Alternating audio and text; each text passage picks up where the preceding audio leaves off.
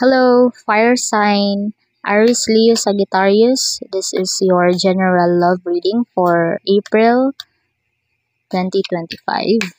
Let's take a look at your overall energy.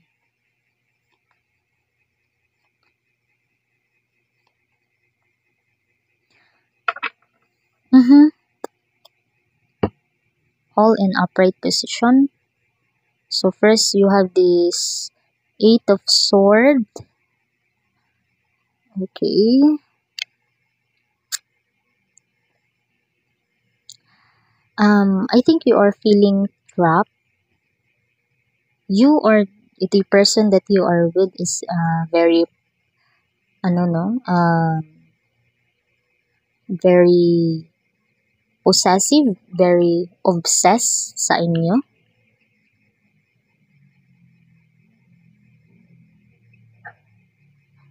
Parang nafe-feel ko na hindi kayo makawala. Hindi kayo makawala sa kanya. You are afraid to let go.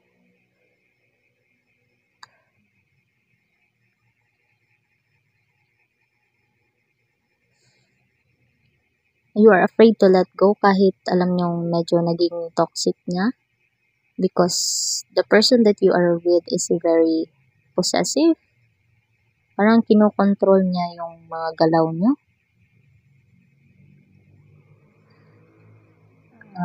Sobrang higpit niya sa inyo na parang hindi na kayo makawala at medyo nasusuffocate na kayo. For some of you that are in a relationship.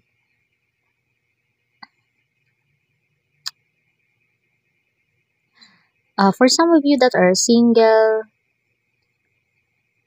I see someone that is not yet ready to be in a relationship. For some of you that are single, hindi pa kayo handa to try new relationship. Maybe because of your past experiences, heartbreaks, matinding pinagdadaanan in terms with your previous partner, at parang hindi pa kayo makawala sa energy na yun. Parang hindi pa kayo naka-move on from that previous relationship. Kaya siguro takot pa kayo sumubok kasi baka may masaktan kayong tao kasi hindi pa kayo nakaka-move on. For some of you that are in a relationship, I think this situation is medyo toxic.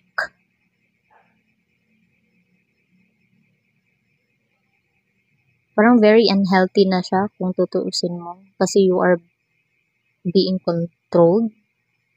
Wala kayo masyadong freedom. Parang every galaw nyo pinupuna. And then you have these Two of Swords in upright position. I think you are not yet ready to let go of this toxic relationship. I think you really love this person even though they are a very possessive type of person. Hindi kayo makapag-decide. You do have these emotional blockages. Siguro you really love this person kaya ayaw niyo din kumawala. Siguro mahal niyo talaga kaya hindi niyo maiwan-iwan. Okay, for some of you that are single, I also feel na meron din kayong mga emotional blockages. Kaya siguro hindi pa kayo maka-move on sa inyong past relationship. Hindi pa kayo ready to step for a new love life, new relationship.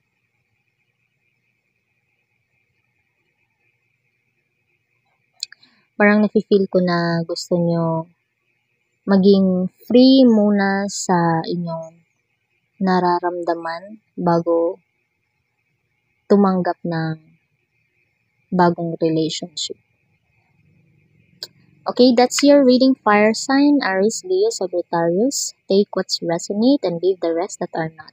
Follow, comment, like, share, and subscribe.